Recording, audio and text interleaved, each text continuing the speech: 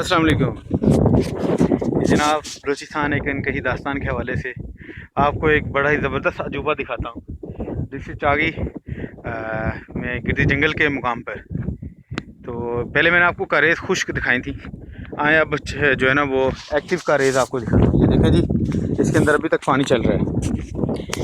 ये बिल्कुल पीने के लायक पानी है। ये काफ़ी नीचे पानी है इसका, अभी पानी इसमें चल रहा है। ये देखें, ये अभी तक ये जो है ना इलाके को की फसलों को जो है ना सैराब करती है। ये आप देख रहे हैं नीचे पानी चल रहा है। ये देखें, ये भी नीचे पानी है। आप ज़रा पानी के पास लेके चलता हूँ। तो ये बड़ा ज़बरदस्त जो है ना ये निज़ाम है यहाँ पे।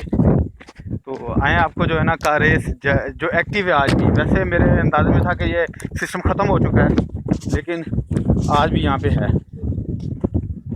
ये आप देख सकते हैं यहाँ पे लोग। ये देखें, अभी तक आपको पानी की आवाज़ आ रही होगी। इधर से आपको मैं दिखाता हूँ।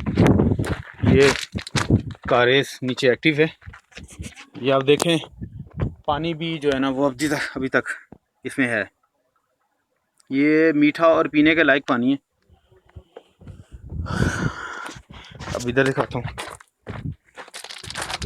ये बड़ा एक अजूबा और ज़बरदस्त चीज़ है।